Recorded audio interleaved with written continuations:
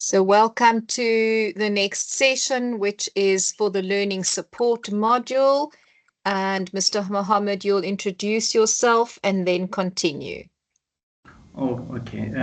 Thank you very much, Madam. My name is Mohamed Mosala, and I'm a PhD candidate under Prof. Sefotho, and I'm a learner support educator and a learner support tutor for this module. So, colleagues, today we will be engaging on remedial intervention plans, and we might ask ourselves, what is remedial intervention? Remedial intervention, colleagues, it refers to planned and structured support programs that are designed to help learners who are experiencing difficulties in specific areas or learning or of learning.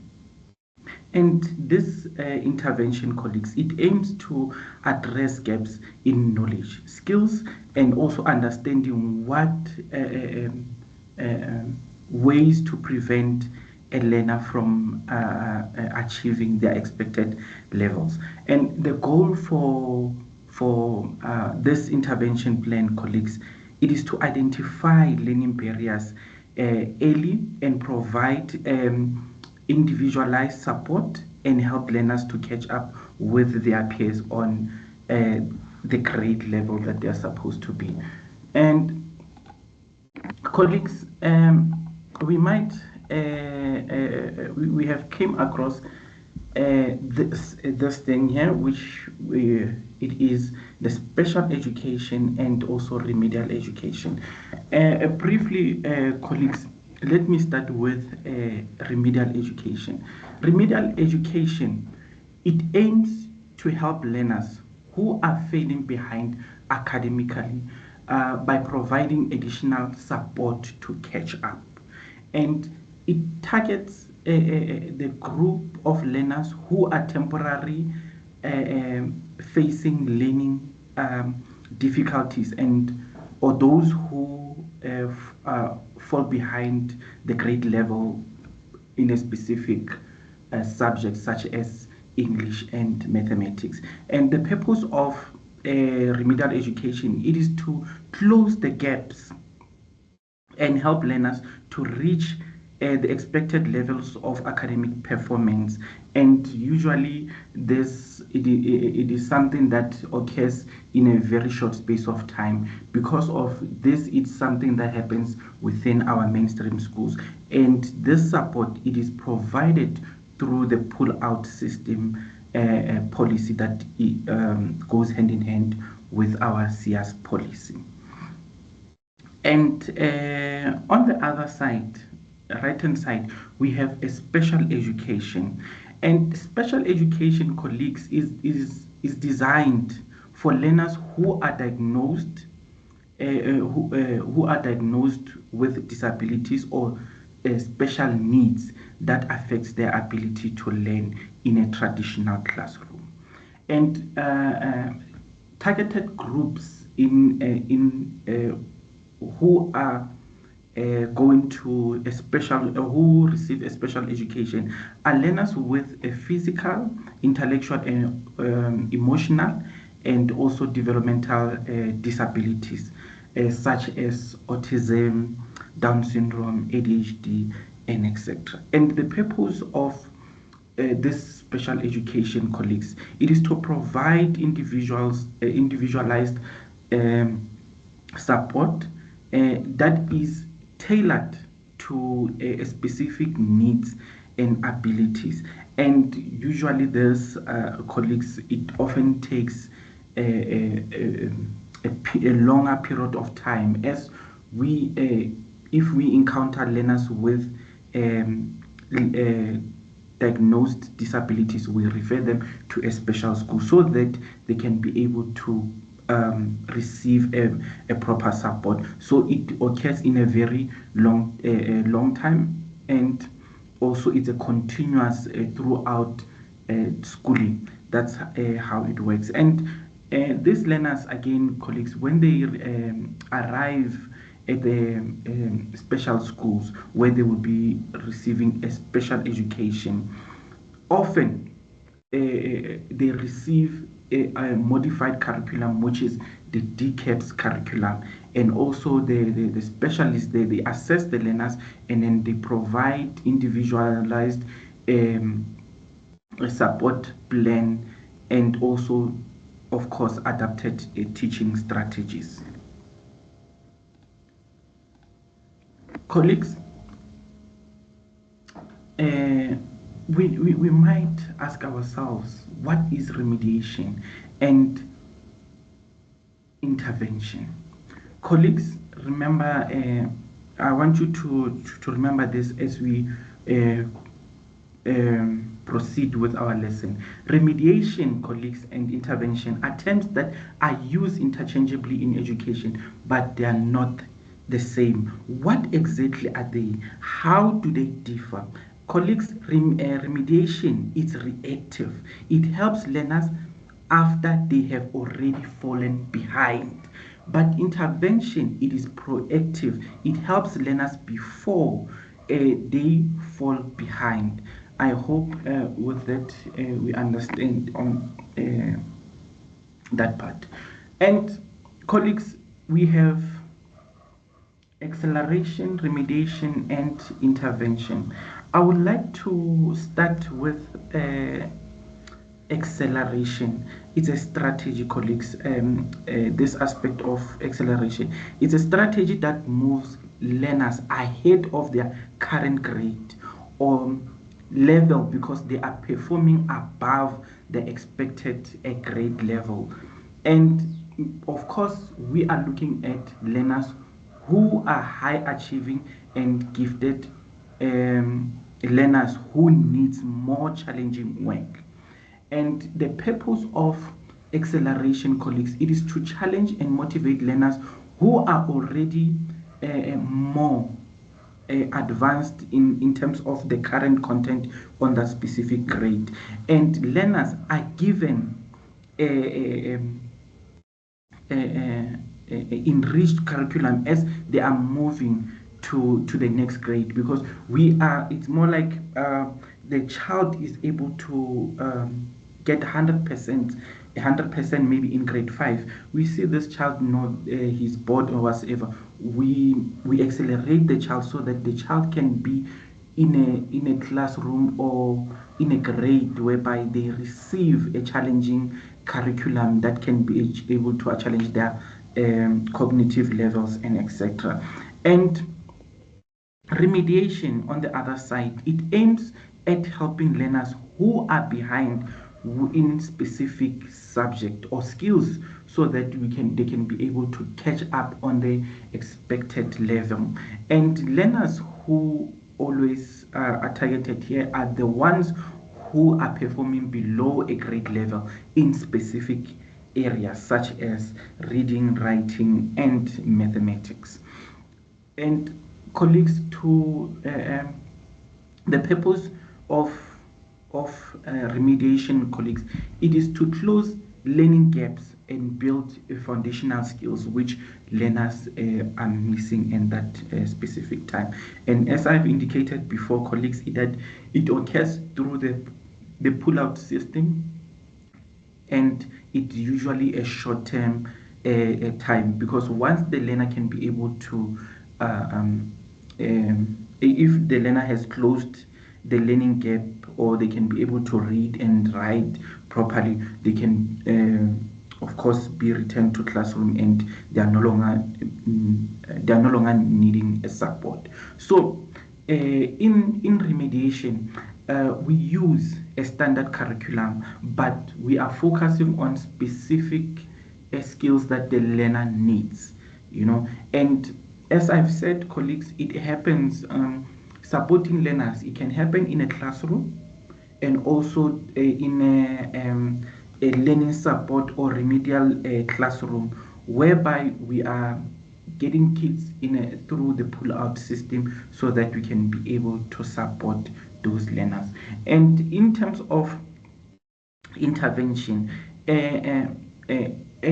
intervention is a broader term that refers to any action taken to support learners who are struggling, including both remediation, and other strategies.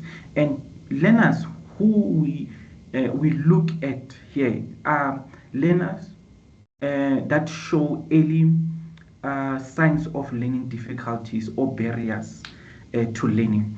So the purpose of intervention, it is to identify and address learning challenges early and to prevent a failure or long-term difficulties that learners may face.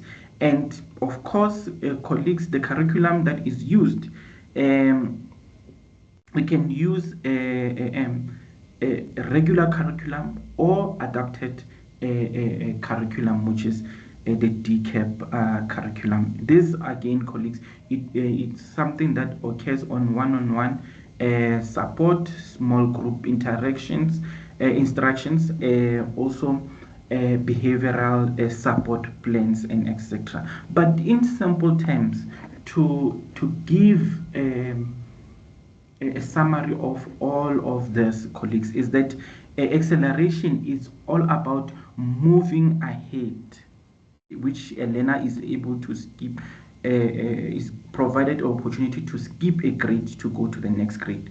And remediation is all about a catch up. And intervention, it is helping learners early, early before their problem is worsened. And yes, so now we will be doing the comparison between the remediation and intervention. So remedial intervention. So as it is indicated, colleagues, I'll start from my right hand side, which is the remediation. Remediation, as I have indicated, colleagues, it is a structured approach to help learners who have fallen behind to relearn and master a specific skill or content. And the aim here, it is all about catching up. And of course, colleagues, it focuses on reteaching previously taught content that was not mastered by the learners. And of course, that is something that occurs in the classroom when a teacher provides a support to a learner so that they can be able to catch up with the basic skills that they have missed. And remedial intervention, which is commonly referred as intervention, colleagues, it's a broader strategy used to support learners who are at risk of academic or behavioral challenges, often before they fall far behind. So therefore, colleagues, intervention, it is to prevent a learning failure by identifying and addressing the problem early.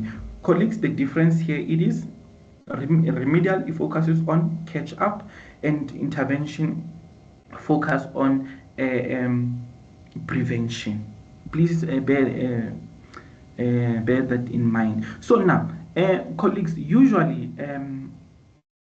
intervention happens as soon as signs of difficulties appear, that you see this learner, they are swapping, they don't know how to write certain things properly. For example, they confuse B and D, they don't write properly. Then you provide a targeted support for those learners, which may include also academic, emotional, and also behavioral assistance, and etc. So in summary, colleagues, that remediation is reactive.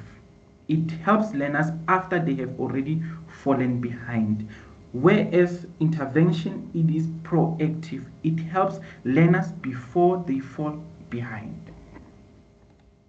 I hope I am understood, colleagues. So in terms of comparison between acceleration and remediation, colleagues, is that acceleration, it is a strategy that moves learners ahead of their standard curriculum by skipping a grade because they are performing above their grade level.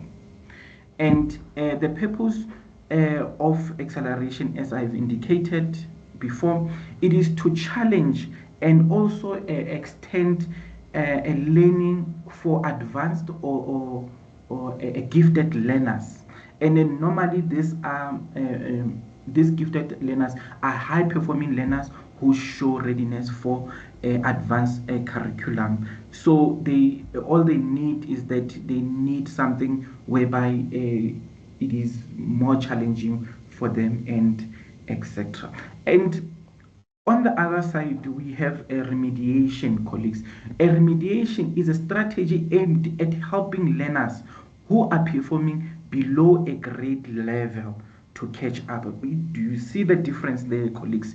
The other one, acceleration, learners are performing above the grade level. But now, in remediation, the learners are performing below the grade level, so that's why we have to remediate. But in terms of acceleration, we are accelerating them, we are giving them a chance to be in the next grade. So now the purpose of remediation, as indicated before, colleagues, the purpose is to fill a learning gaps and ensure basic understanding for struggling learners.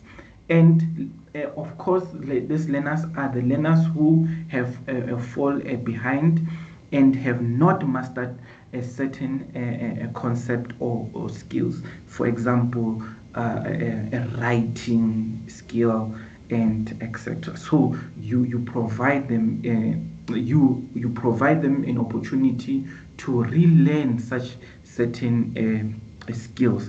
And then of course it is based on reteaching, colleagues, and reinforcing foundational skills in a subject such as reading, writing, and mathematics. And colleagues, it is remediation. I told you, colleagues, it is based on catching up. So the difference between acceleration and remediation, colleagues, it is acceleration is about moving ahead because the learner is ready for more, whereas the remediation, it is about catching up because the learner has fallen behind. I hope I'm understood on that, colleagues. I'll skip this one. Yes.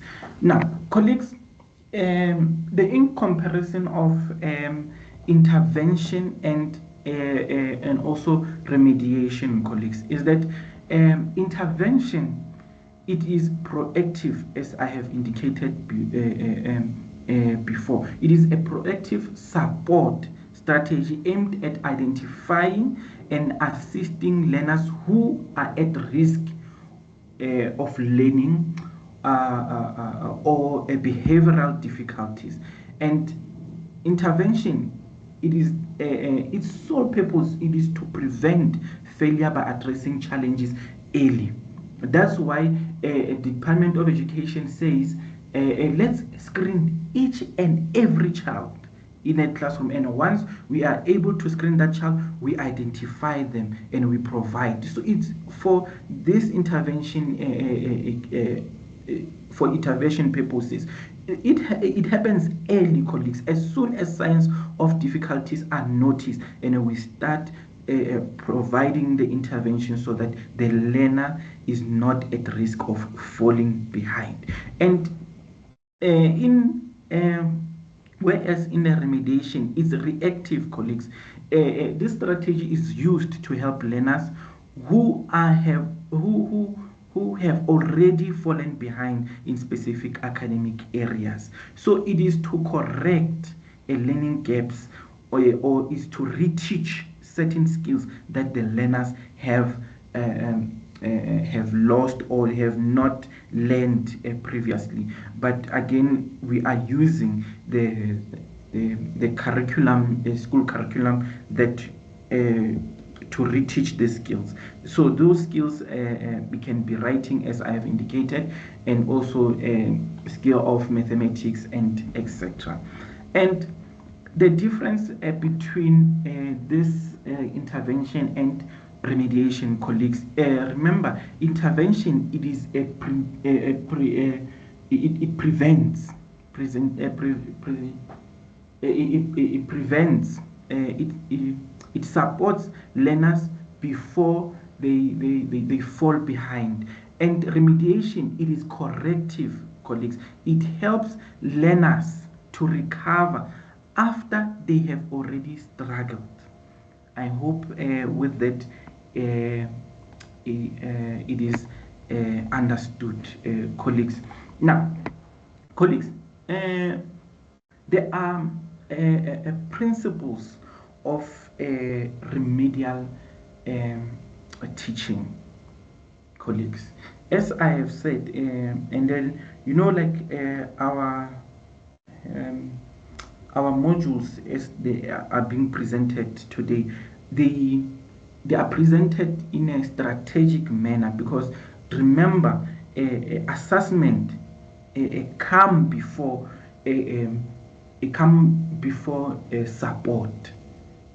So now we were doing a scholastic assessment now. So now the first principle of remedial, it is to assess before teaching. We assess a proper assessment.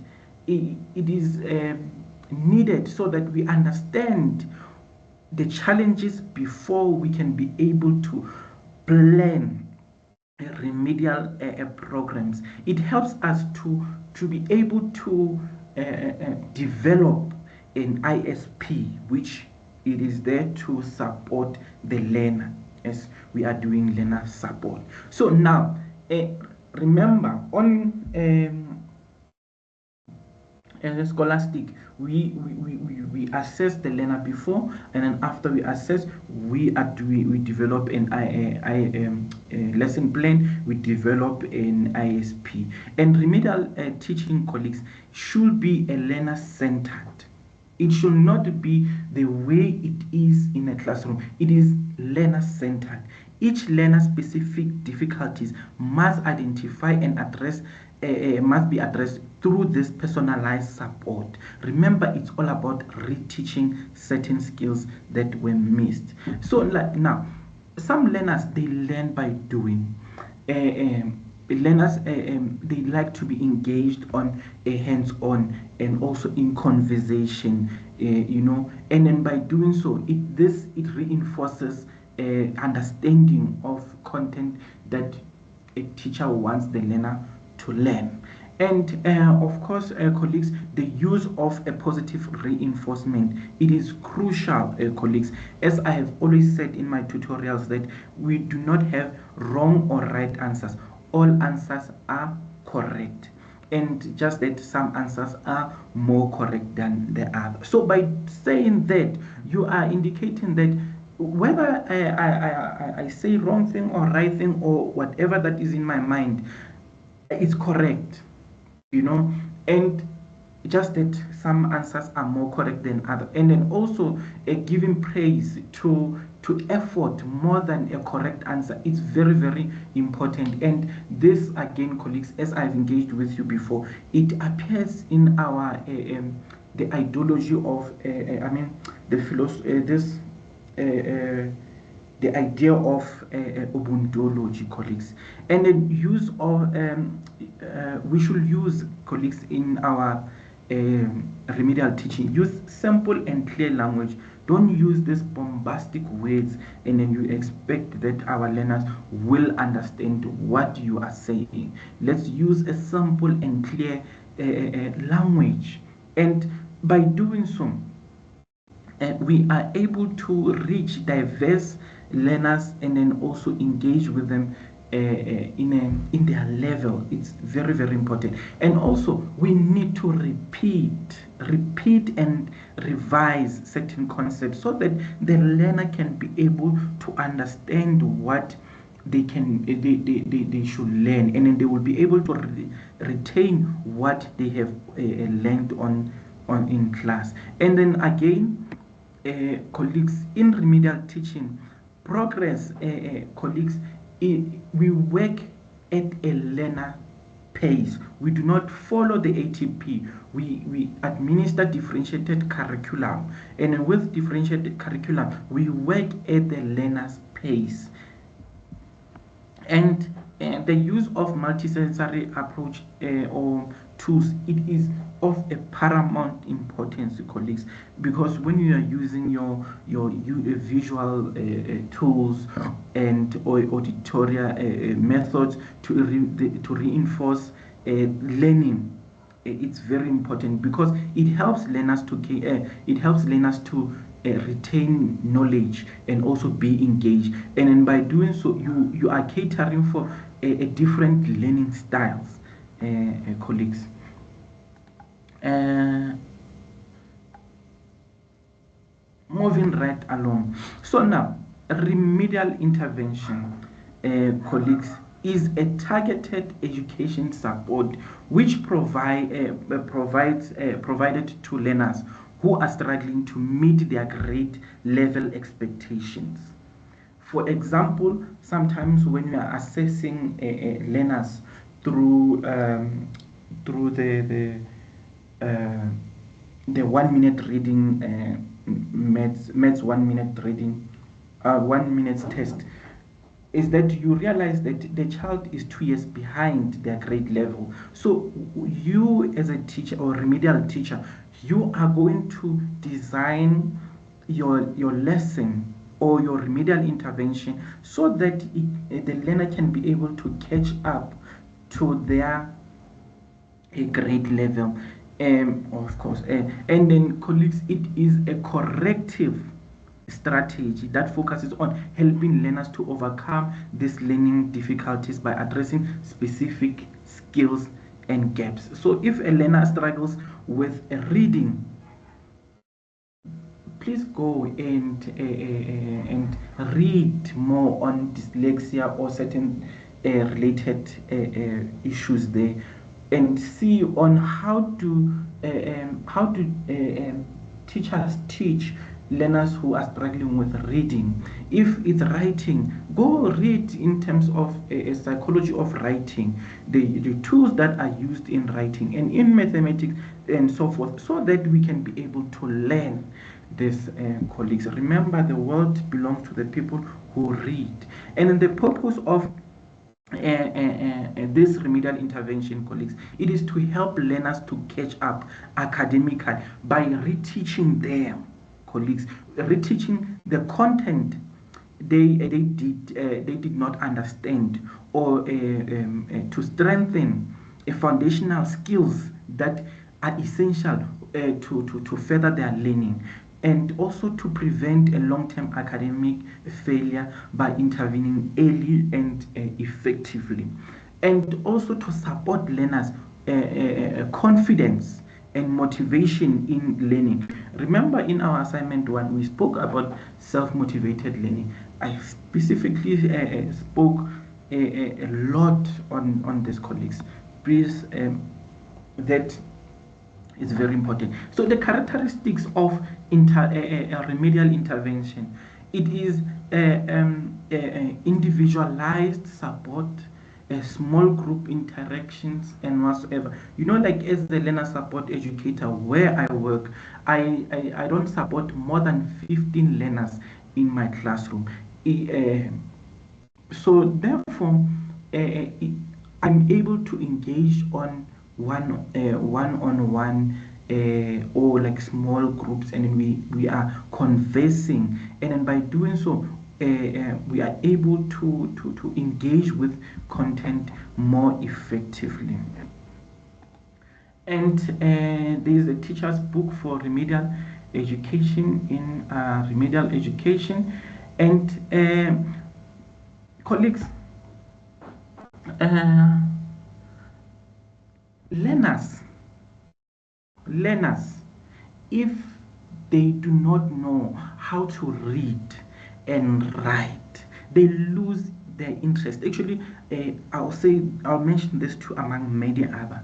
They lose interest in their learning, because they do not understand what is happening in a classroom. So you'll often see them pulling their hair or looking outside and whatsoever, because whatever that is happening in a classroom, they are not interested in it.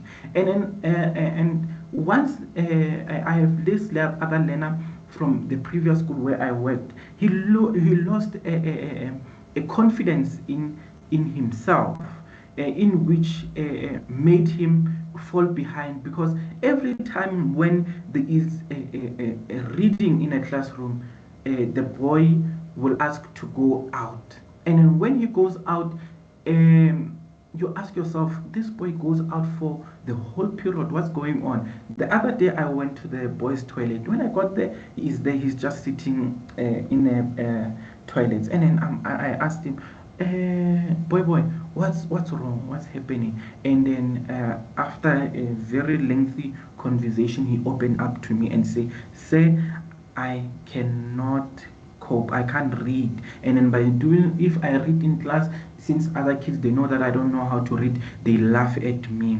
And then when they laugh at me, and then that hurts me a lot. And then by doing so, these learners, they have lost on certain content that they should be able to learn in our mainstream curriculum. And you know, with what's happening with our policies, we push this learner because of they should only fail a grade once, and then also our teachers, they don't want to remediate the situation, so they push them. Once the child goes to a high school, they drop out, and this, colleagues, it leads to a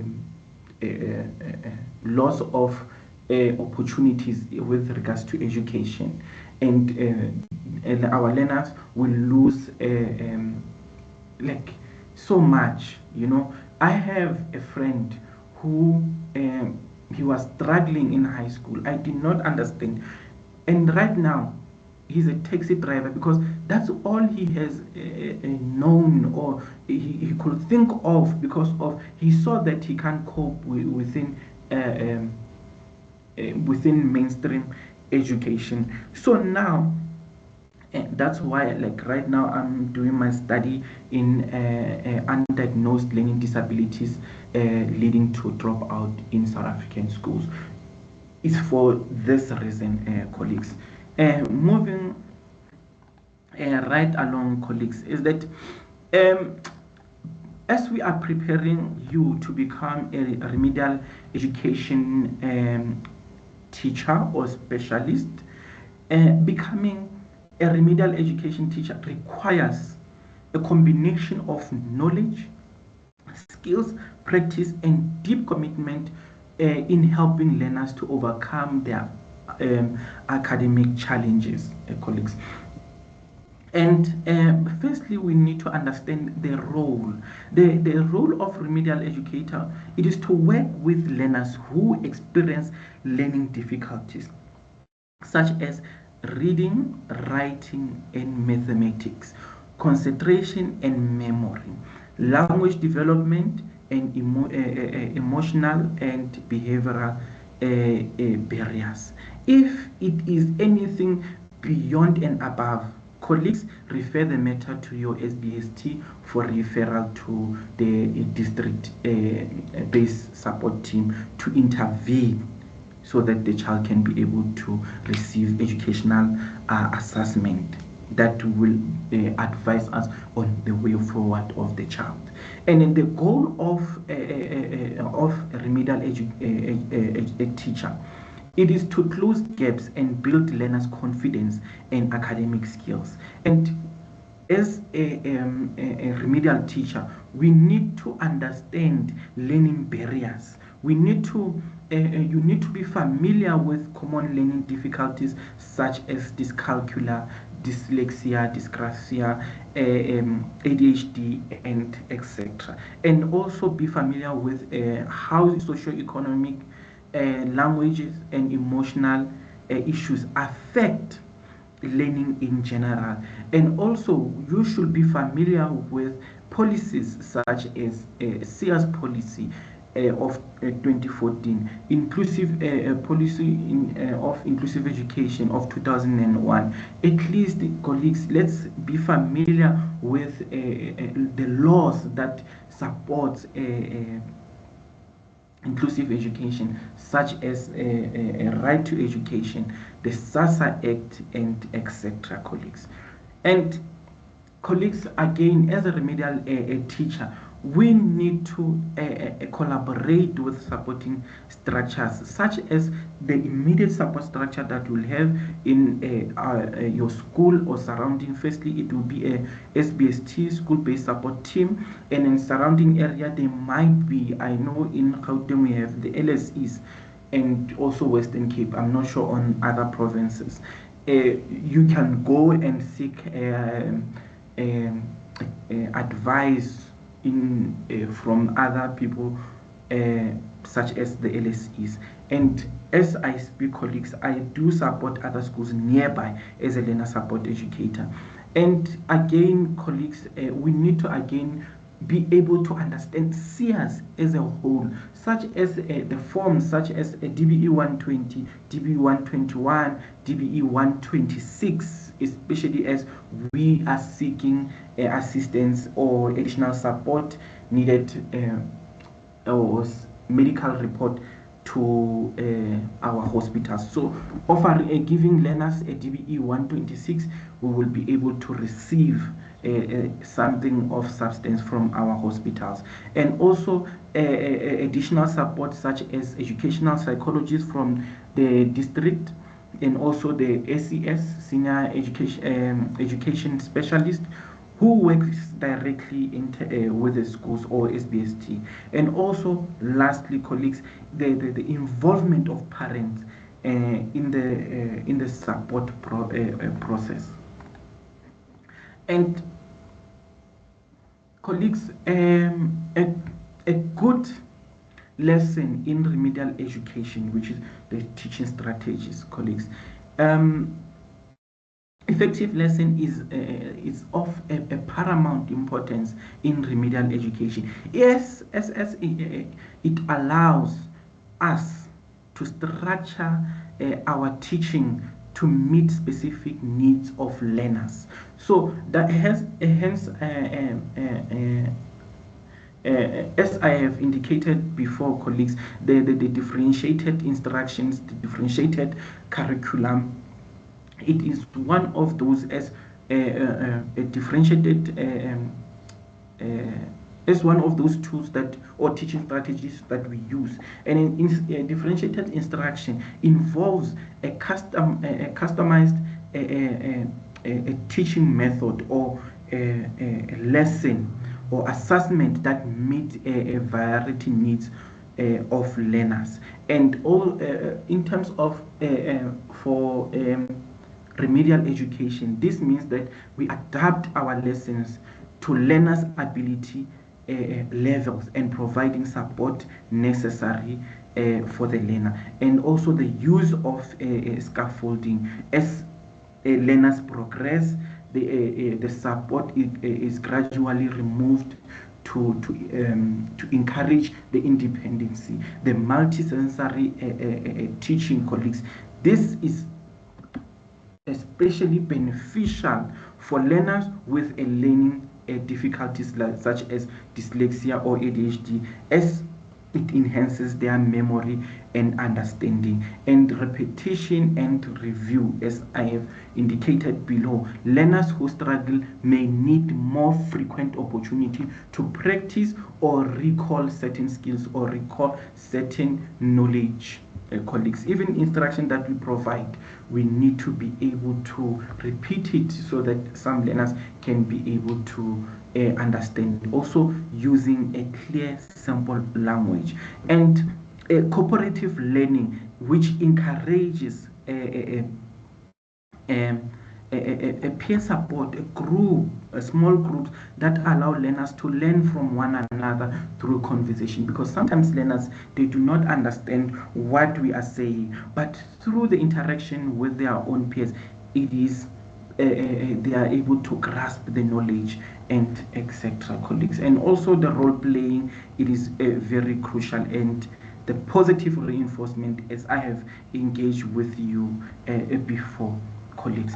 And colleagues, and multi sensory learning it is very, very important because it involves it's a learning that involves engaging multiple senses such as sight, sound, touch, move, and etc. And this it enhances a learning experiences of our learners in our classroom. And for learners who might struggle with a traditional teaching methods as we are doing in our everyday, this approach can significantly improve their understanding and retention of new information, colleagues. And I cannot uh, emphasize more in terms of multisensory, the importance of it, because remember it supports the diverse learning styles and it enhances the focus and also engagement of learners in a classroom, and also it strengthens the cognitive connections, and increases motivation and confidence of learners as a whole in a classroom. And I UDL, Universal Design for Learning. Colleagues, this is an educational framework designed to address the diverse needs of all learners by providing multiple means of engagement, retention, actions, and representation. UDL, colleagues, it aims to create an inclusive environment where every learner has equal opportunity to succeed regardless of their abilities, learning styles, or challenges. And UDL is all about flexibility and accessibility. Uh, uh, it ensures that every learner can succeed by offering a different path of learning. And the use of UDL, it aimed at creating inclusion, as I have indicated. It's flexible and accessible, and accessible learning for all learners. And this includes even learners with learning difficulties, disabilities, or diverse learning needs. And this educational framework provides us educators with strategies to design lessons that engage all learners, and it supports their variety or varied needs, and also provide multiple ways to express their understanding. And the use of this, it ensures that all learners, regardless of their background or their learning needs, can engage with, and they can be able to understand and express their learning effectively, and which it offers a multiple means of engagement, representation, action, and presentation. And we'll get into it shortly as I explain them further. And this educational framework, it creates a flexible and supportive environment that caters to diverse learners, and of course fostering an inclusive environment so that each and every learner can be able to succeed in our classrooms.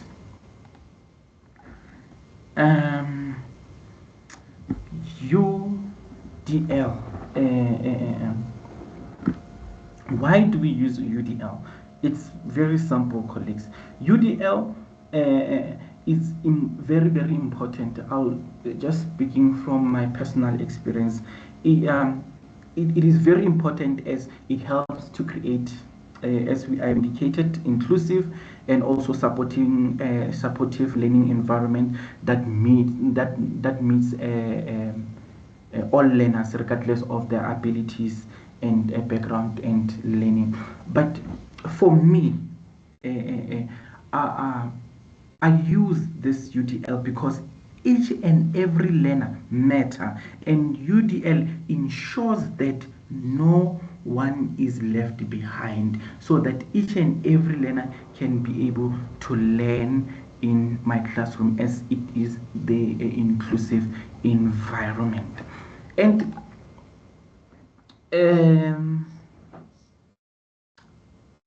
this within these core principles which we have here, it is engagement, representation, and action and expression, as I have engaged briefly above. And remember, colleagues, UDL is built on this guiding principle that aim at supporting diverse learning needs.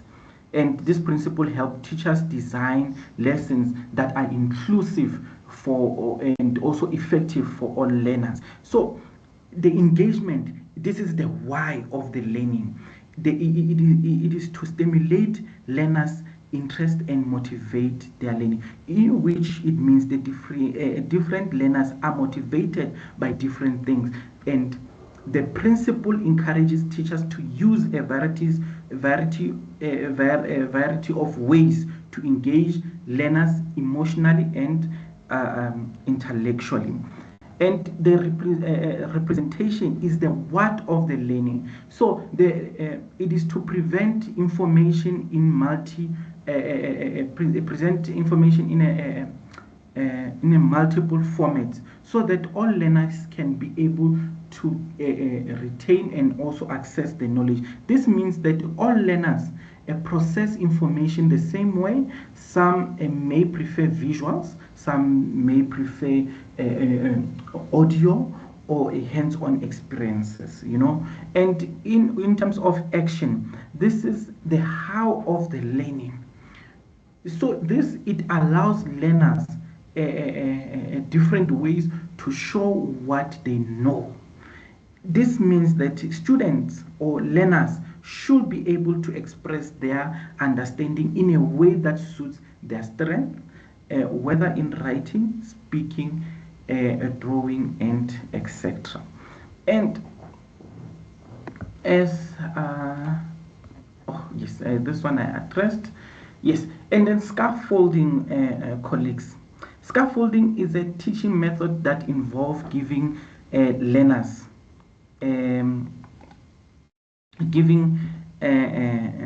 it's a teaching method that involves giving learners temporary support to help them achieve their learning goal. By they might not be able to reach there on their own, as learners gain the confidence and skills, the support is gradually removed. Let's say, for example, this it's a step by step.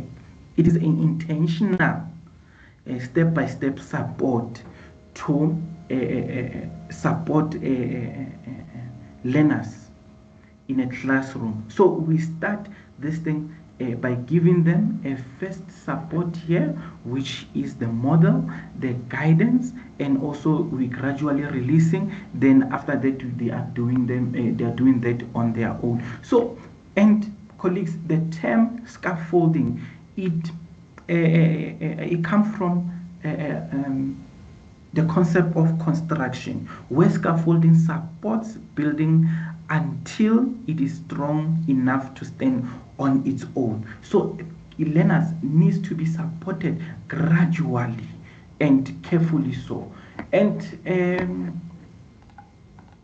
yes, as I was saying here, colleagues, on step-by-step support here, colleagues, is that step one, the model. This is I do, you watch.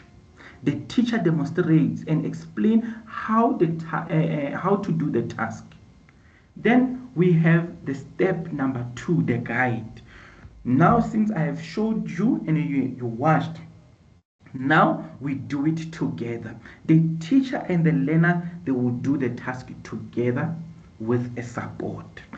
Number 3, gradually support. We see that the child are slowly understanding the concept. So we gradually releasing. So you are doing it with a help. We are gradually releasing and stepping back so that the learner can gain a confidence on doing on their own. And then now the independence here, it is whereby you have removed your support completely, so they do it alone. So learners will work on their own and will apply what they have already learned. And remember, we are providing the assistance here, and we are showing them what to do. We do it together. We are still doing together, but gradually withdrawing support. And then here they are doing on their own so that they can be able to gain their own independence. And scaffolding strategies, colleagues. These are the common scaffolding strategies, which is the use of visual aids, and also let's start with modeling, modeling as one of the strategies, demonstrating the task before asking learners to perform it, and the use of didactical questions, as we have done it in the lecture of didactical environmental model. You remember it? We spoke about didactical questions. We are using didactical questions and also reflective questions, and then also open-ended questions to teach in a classroom. And then also we use the guided practicing. We practice with the teacher support before independent work, and then we use the use of a visual aid so that we so that we can be able to meet learners who learn by seeing. And then by doing so, there are learners who will be like out of class and they are looking outside. You just give them a gentle reminder, which is they like to say it's a prompting. Yes, it's just a gentle reminder on their shoulder, say, hey, we are still in class. And then also this again, we should also break tasks into a smaller and also manageable parts so that learners can be able to learn. So the example that I have for this colleagues, it is in mathematics we use base blocks, model place value before moving to abstract calculation. And in reading, we pre-teaching vocabulary before the comprehension task. In science, we conducting a guided experience with a clear instruction before the learner can be able to do it on their own. And I believe this is one of the last slides. It is that it focuses on